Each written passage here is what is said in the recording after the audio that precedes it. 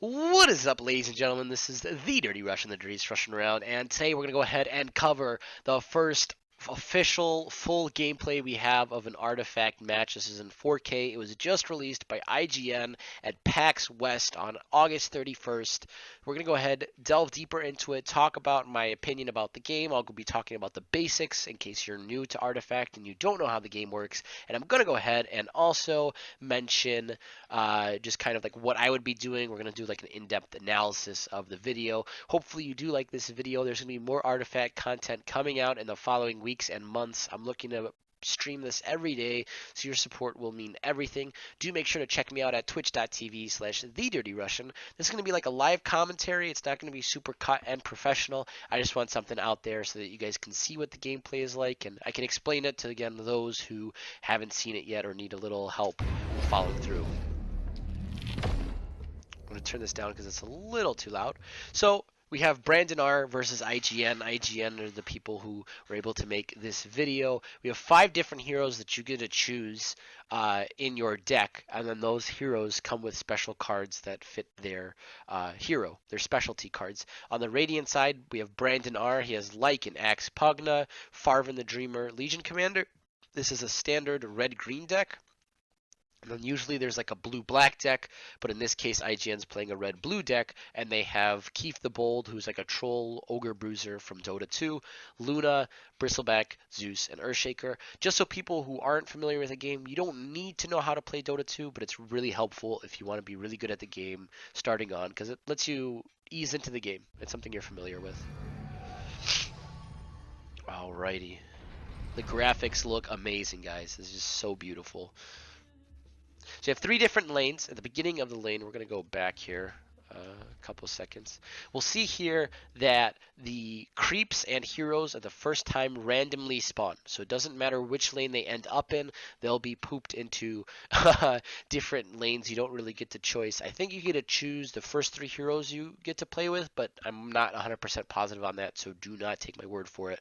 We'll have more info on that once there's more Artifact gameplay being streamed. But we'll see that you have 3 creeps in the first round. I'm not going to go too in depth in it, but they get spawned, and then your heroes get spawned as well. So part of it is RNG as to where your creeps do land, but this game is really not based on luck. I can't say that it is. Quick board overlay that I just want to talk about. I want to cover everything that's on the board so it's a lot easier for us as the player to understand what's going on. I'm going to let this conflagration go away, the cards, while they're looking at the cards. You have the cards here at the bottom. You have 2 heroes. You have the enemy hero cards go up here, your cards go up here, you have your deck right here, and then you have this right here, which is your mana. It lets you know how much mana. You start off with 3, and then it goes up by 1 every round that you have, and then you also have the tower health. So we start off with 40 health on the first tower, and then if you get past the first tower, there's an ancient that has 80 health. You can either finish off 2 40 towers, or you can finish off 1 tower and 1 ancient. Most games, Valve has said that you're only going to finish the ancient. Like, you're never going to finish the ancient. It's a lot more common to kill 2 towers and win 2 lanes instead of just completely demolishing 1. There are very few aggro decks that are going to let you do that. Here you see how much damage your tower is going to take at the end of the combat phase. We'll explain that a little more. And then at the top and the bottom of the 2 sides, you have a little token, and that denotes whose turn it is and who's playing right now, who has the initiative. So we'll see they play Rebel Decoy. I'm going to go into this card really quick. It has an active. It's not necessarily a hero. It's more so a minion, but it's better than a creep. It's active, so it has a 1-turn cooldown. It swaps Rebel Decoy with another ally. So if you don't like where one of your heroes is placed, you can swap them with Rebel Decoy. And this is super important. It's a super important aspect as to where your hero is placed in the lane, because it depends on how much damage they're going to take, depends who they're fighting, depends if they're going to die or not in a lot of cases. So that's super duper important. But yeah, it's like a common card. It's not that great of a card, but it definitely can be useful.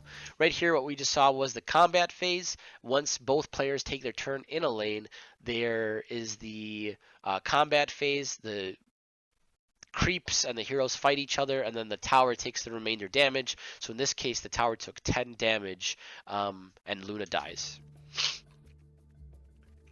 I think she does. I think Luna stays alive for that round, but I think she dies the next round. We'll see. Oh, sorry, my cough. I'm still going through a little sickness. We do have the X's here going through the creeps. What this means, it means that they're going to die in the combat phase. So it just lets you be aware so you don't have to do that math yourself. There's not many cards that you can play in the beginning of the first round, so a lot of it is just kind of a little boring because you don't have a lot of mana to use a lot of spells, and you don't have a lot of gold to buy a lot of items, and you can't use those items if you don't have them bought. So again, the first round's super fast, but this is super important. After the first round ends, you have the shopping phase. In the shopping phase, you get to choose from either buying from the secret shop, the item deck, or the consumables. They all have their own purpose. I haven't really figured out which one's better. It seems like a lot of people buy from the item deck and consumables more than the secret shop. The secret shop's more late game because it has more expensive items. If we're going to go ahead and take a look at this, we'll see that the Traveler's Coke is 3 gold, but there's a lot of items that cost 20 gold in the secret shop that are really hard to maintain. I'm going to go into these items, but just something I want to point out is that you get to choose the items that go into your item deck.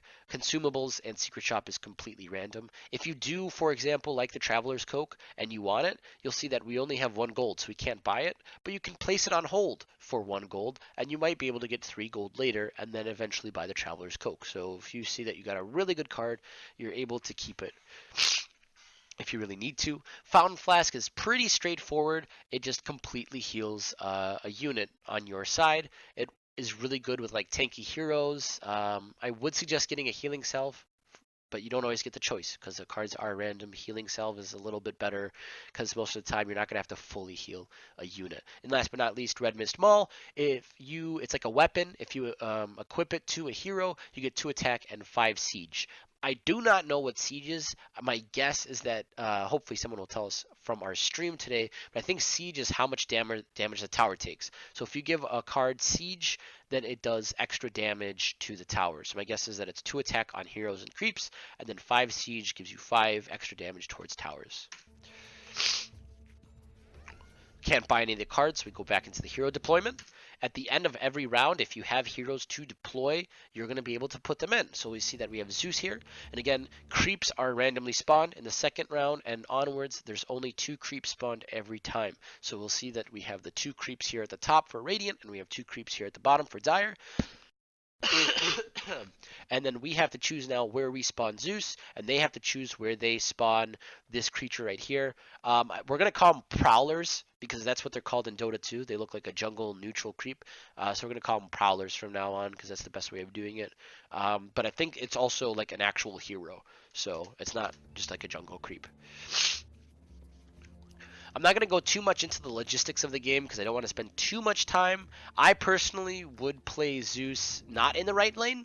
The right lane's already won, and the goal is to win 2 lanes. You have probably 1 dead lane, and then you have 2 1 lanes. You don't want to try to win all 3 lanes. You want to defend as many lanes, but you don't want to win all 3 lanes. So playing Zeus in the right lane was kind of not a great decision. I would have played him in the left lane and tried to have salvaged that lane because things are going to go downhill in the left lane now.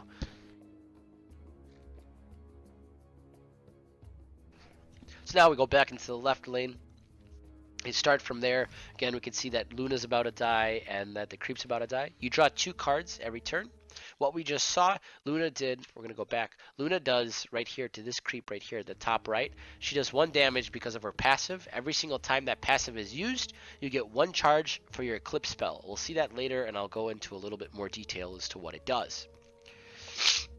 Sadly, the card structure for this deck is not really that good.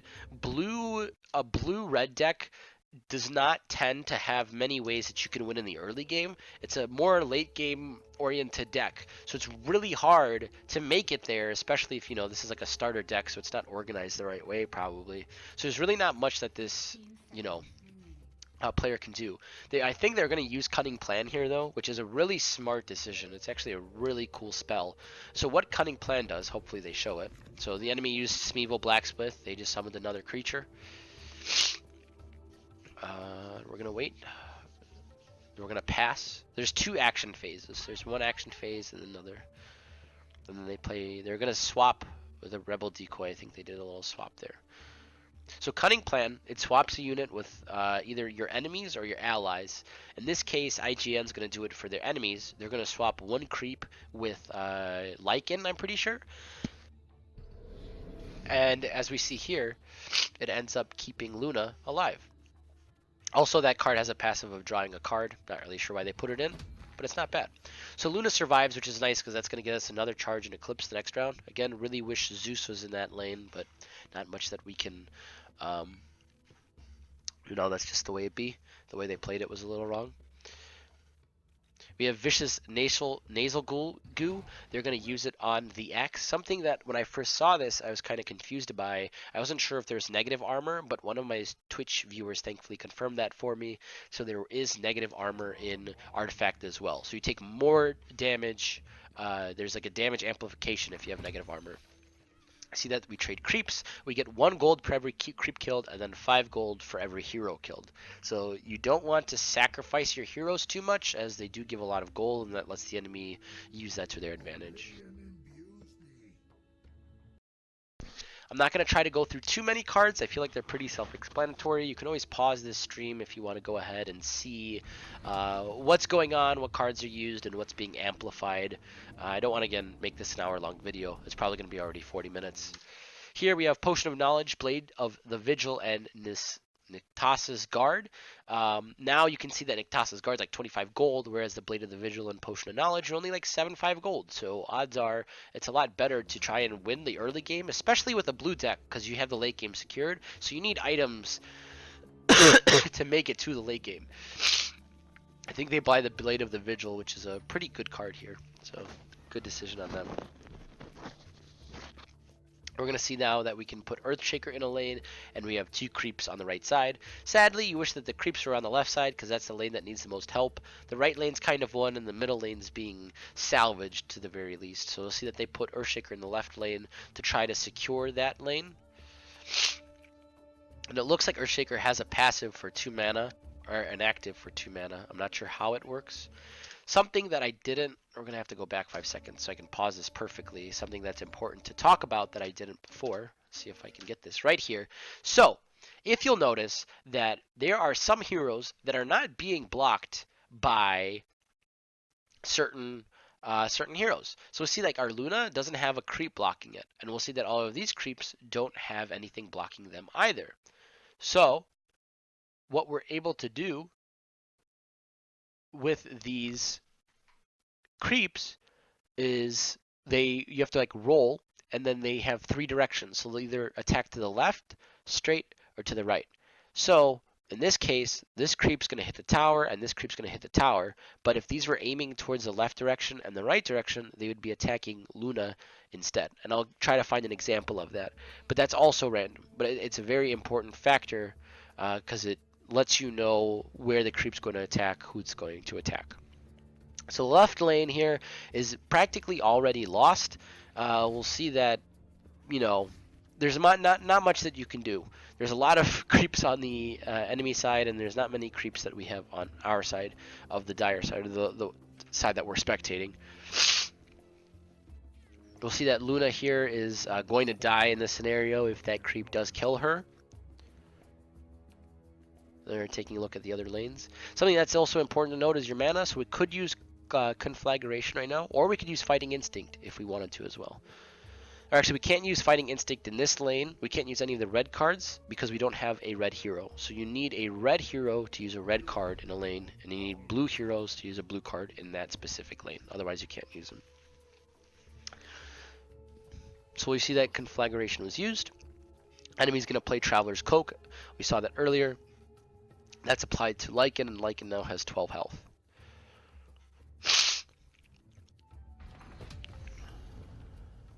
The one thing that I really like about Artifact is that RNG doesn't seem to be too important. Like, part of it, it's still an important factor, but it's not game winning or game losing in most cases and in most scenarios. And even if it does get to that point, I'm sure that they will fix it eventually.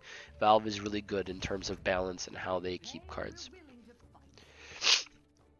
Mercenary Exiles is a little weird of a card. It's kind of complicated to understand, but again, in due time, I'm sure people will look at it and understand it. Don't want to go too into depth into it. This right here is a card inspection, so you can like click on the card and read about it. Like the special, the signature card as it's called, that comes with the hero. You can take a look at their stats and maybe you want to like get a zoom up of what the hero looks like. One thing I do find interesting is that Favron, that's the name of this creature right here, it's using Elder Titans. Like Elder Titan's spell. For those who know Dota 2, it's like the picture for it. So that was kind of confusing. I was like, that doesn't look like Elder Titan. Why does he have a picture? I'll get their attention. But yeah, if you notice, like the green-red deck just plays so much more fluidly in the early game stages because they have lower mana cost spells. You have 5 mana, and you're able to play all of them.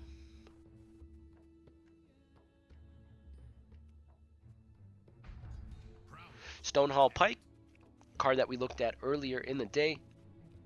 It's just like an active weapon that you can put on a hero. It gives them 2 attack the first round and then 1 attack in the next round. Another shopping phase, we're going to quickly look at some stuff. We have Phase Boots. It gives a hero 4 health, and then every 2 rounds you're able to do exactly what that Meepo card that we looked at earlier. It lets you swap heroes. So again, it can be very important and strategic if you're trying to change lanes. Town Portal Scroll, they don't buy it in this case, but I think it is a really super important item. For those who don't know, if your hero does end up dying in this game, they don't die completely. They go back to what's called a fountain, and when they're in the fountain, they come back after a certain amount of turns. It's like 1 turn of them being dead, like that turn that they died, and then it's 1 turn of them not being on the board completely, and then you get them back. With a Town Portal Scroll, you can save them from dying, and then they can come back immediately the next round. That's really clutch, super important if you don't want to wait those 2 rounds for your hero to come back if you need him right away.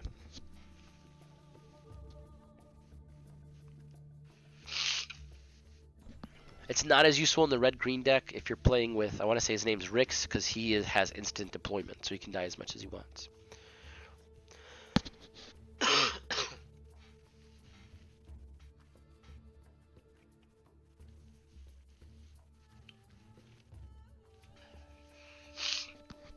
I would have considered playing the Ogre Bruiser in the left lane. I feel like the left lane is struggling a lot right now, and it needs help. Like, there's no possible way that the left lane's going to be able to survive this, and you're losing a lot of health.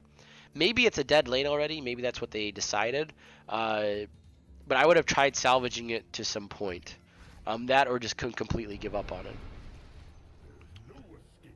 So we'll see that the spell, I forget what it's called, Conflagration, was used, and it looks like that's an every turn base. So until it's removed, it's used every single turn. But we'll see Pugna deactivate that with his active, which is also super cool. So we have 6 mana. I wasn't sure whether Tower Barrage was a better spell here to use or Eclipse. We use Eclipse later, so I'm not like too upset that it's not used. But again, now looking at how much damage the spells were like doing, I feel like Ogre Bruiser definitely should have went into this lane to try and salvage it somewhat. So we'll see Nether Blast now used. It has an active cooldown of 3, and it removes an random enemy enhancement, which in this case happens to be the Conflagration.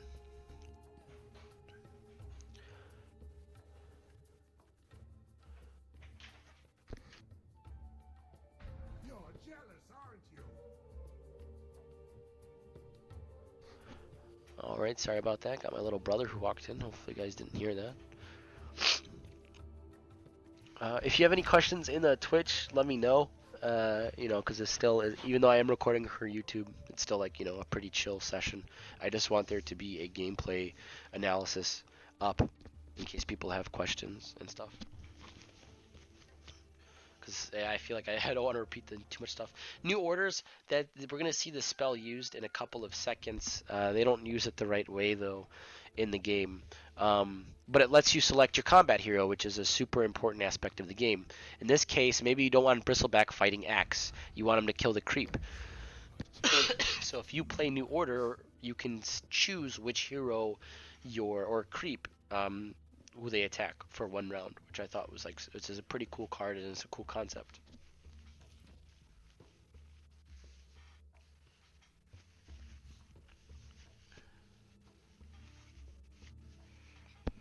Otherwise, visuals look really great for the game.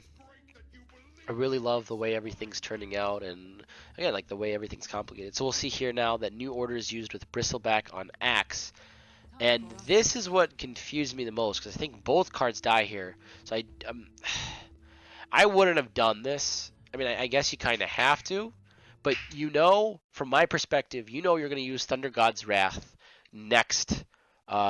You're going to use it next round, and it does like 4 damage. So I would have. Man, I guess there's no way around it now that I've looked at this a couple of times. But I would have seen if there's a way not to have both of them attack the same card, because you're going to use that Thunder God's Wrath next turn, and it'll play off decently. And then you can also use Eclipse actually too. But again, it's like a lot of this is just like drawing what you get. Depends on how successful you're going to be. That card right there gives you damage immunity. I don't think it was the right card to play. Damage immunity, there's no hero that's attacking that hero right now, or creep, so damage immunity seems pointless. I would have put it on the LC, that way the LC doesn't take damage from the Ogre Bruiser. I don't know. That's just a personal thing though. We have a new item here that we'll see. We kind of already went through the Blade of the Vigil, but Keen Folk Plate, it gives you 1 armor, and then it gives you an extra armor for each of the attackers that are on you. So if you have 2 attackers, you get a total of 3 armor, because you get that +1 armor, and then +2. So we see that we buy the Blade of the Vigil, then we buy a Traveler's Coat. And then we're down to 2 gold. Now in this case, I would have... We're going to play Luna in the mid lane, which I think is a good choice. I would have played Zeus in the right lane, because the second you play him in the left lane, he automatically dies. And it just kind of seems pointless as to why you're putting him in the left lane. The left lane's a dead lane. You're trying to salvage your other 2 lanes and trying to win. I do definitely think this game is still winnable for Dire side. Especially with the 2 creeps being in the middle, having Eclipse on your hand, and having Thunder God's Wrath.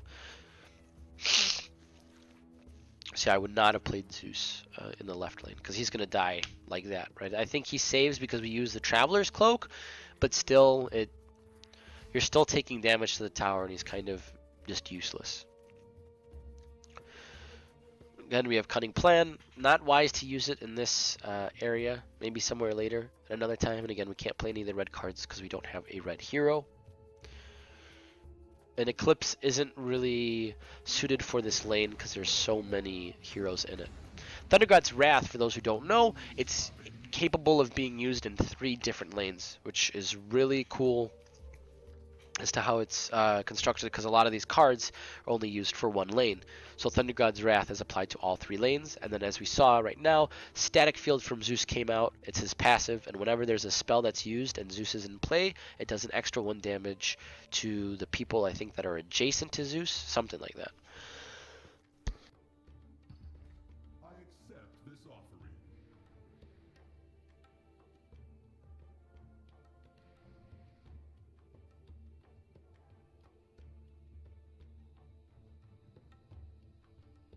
I wish I could show you guys how many tissues I've been going through. There's just like a whole box of tissues. So we lose a tower. Once you lose a tower, the Ancient comes out. Something that's important to note is that when you lose a tower, there's like extra damage that doesn't go anywhere. So that extra damage is lost. So like doing extra damage to kill the tower, it doesn't matter. The tower will absorb the entire attack. So your Ancient comes in with 80 health regardless.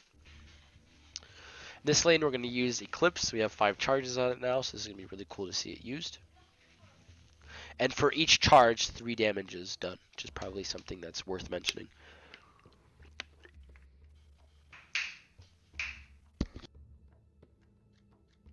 Blessed be the night.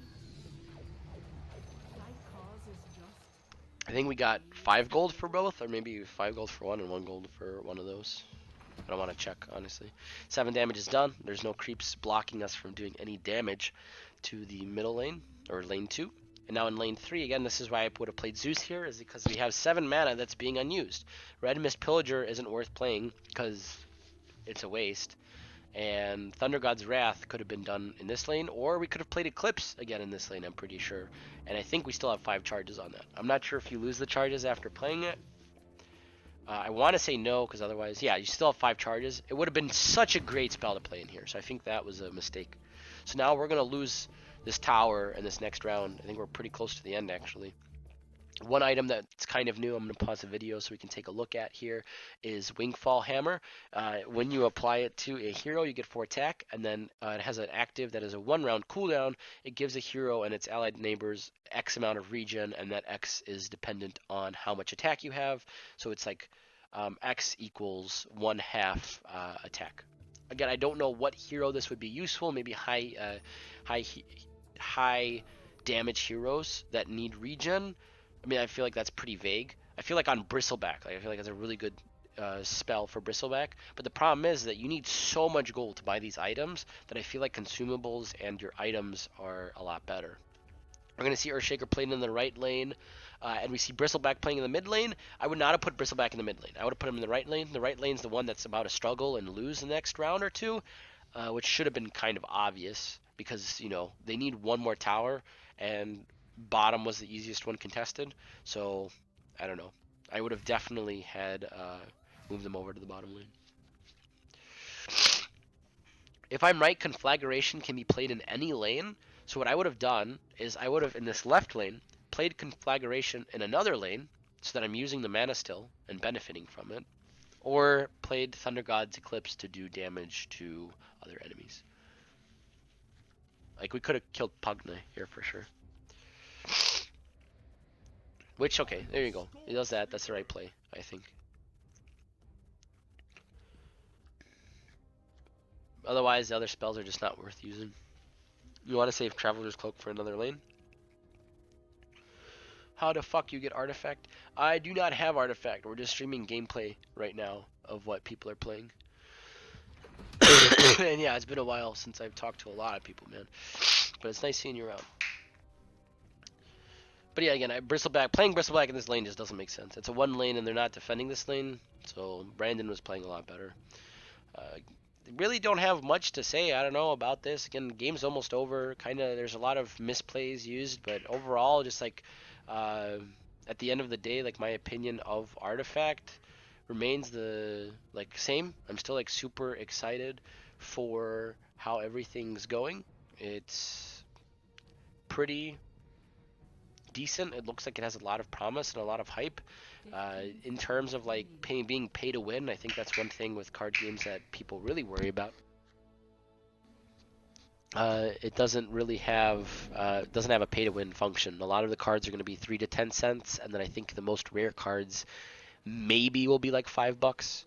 So I mean that seems pretty fair. Each deck is maybe 40 cards. I don't know, like people can do the math, but compared to other cards, it's not as pay to win.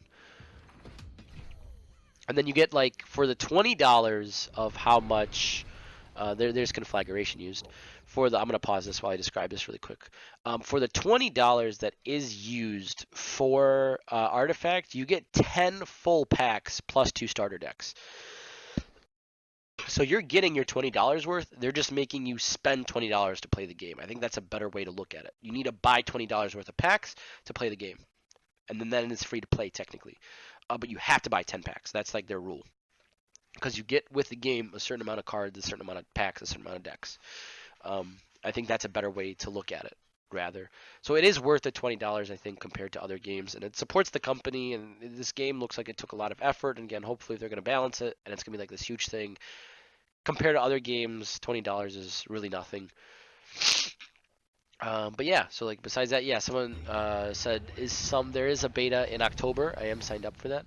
Duel right here is used. This is a super cool card. It's like New Orders but better. So there's like a second phase. So you have a combat phase, and then on top of that you have with the duel you get like a second dueling phase, and it's really useful if you're trying to get rid of a card. We'll see that with the armor interaction. Axe is supposed to have 5 health, but that 1 armor negates 1 damage, so he now has 6 health. Instead of 5, so he gets to save it. This game's practically over at this point. We're going to see the Radiant play a couple more cards here that's going to secure this victory. There's really not much that we can do on the Dire side. How do you sign up for the beta? The beta is closed, so you need to get a code to get into the beta. You either had to attend the International, and that was for Dota 2, or you had to be at PAX West, which is the event in which this gameplay was filmed with. But I think that if you pre-order the game, odds are they will also give you a beta, but that's not confirmed, so I'm not promising that to any of my viewers. Quick shout out to Spirit Candy, thanks for saying hi. And there you go, guys. That's the end of the game. I really don't know what else to say. Again, great game. Seems pretty fluid, fast-paced. It feels like a MOBA mixed with a card game, and I don't know. Feels pretty good. So hopefully you guys enjoyed this video. Make sure to like, comment, subscribe. I'll be streaming more Artifact information. If there's more gameplays, I'll do more analysis of it. I'll be going into how to play the game, maybe analyzing some cards. But until then, I'll see you later.